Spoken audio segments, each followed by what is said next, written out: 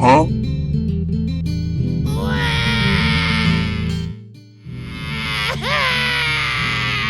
Okay. Wyrum and Mroona were a happy couple, deeply in love. But Wyrum always harbored an insecurity that gnawed at him. His tall, skinny frame. He felt weak, fragile, unworthy. Compared to the muscular men around him, like Gray and Mard, he seemed like a mere shadow. And in his heart, a terrible thought took root. Mroona would prefer someone like them, someone strong, someone powerful. No matter how many times Mroona reassured him, Wyrum could not silence the voice in his head.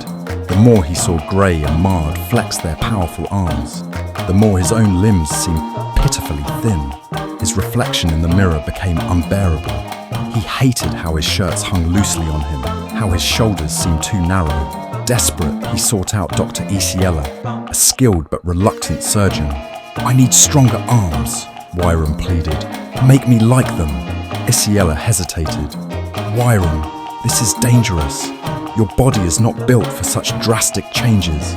"I don't care," Wyrum snapped. "If you don't do it, I'll find someone who will."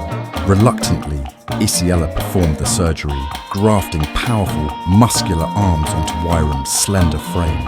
When he first saw them, he was overwhelmed with joy.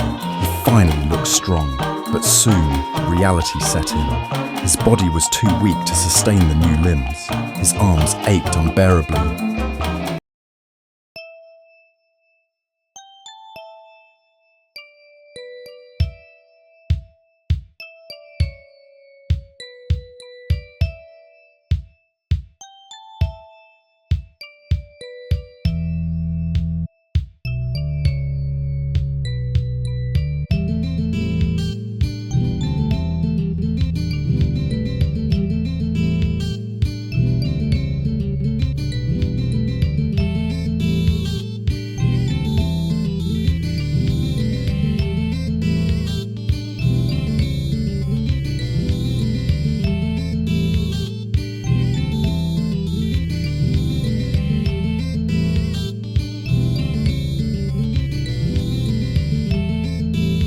And he lacked the strength to train them properly. Without nourishment from his body, the muscles withered. Day by day, the once impressive arms shrank, leaving Wyrum in an even more pitiful state. His unnatural form became a laughingstock.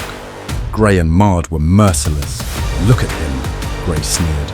"All that effort, and now he's just a skeleton with oversized hands." Mard chuckled. Maybe he thought he could impress Mroona. Pathetic. Humiliated, Wyrum locked himself in his home, refusing to come out.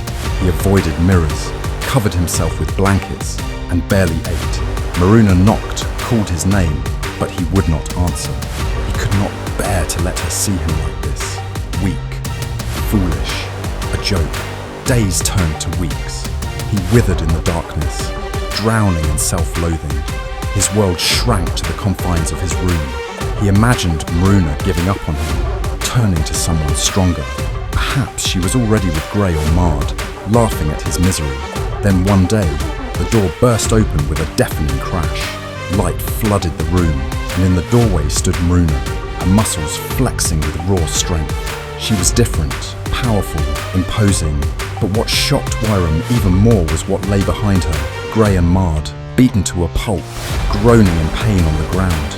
Mroona strode forward, a new chiseled form radiating confidence. Sweat glistened on her skin, evidence of the rigorous training she had endured. She knelt beside Wyrum and cupped his face in her strong hands. "My love," she whispered, "I don't need anyone else. I only love you." Wyrum's voice was weak. "But I thought you'd want someone stronger." Mroona smiled. "Then I will be your strength." She flexed her powerful arms, the muscles rippling beneath her skin. "If you want muscle, I'll be your muscle. If you want strength, I'll be your strength." Tears welled in Wyrum's eyes. He had spent so long trying to change himself, never realizing that love did not require him to be someone else. He had always been enough.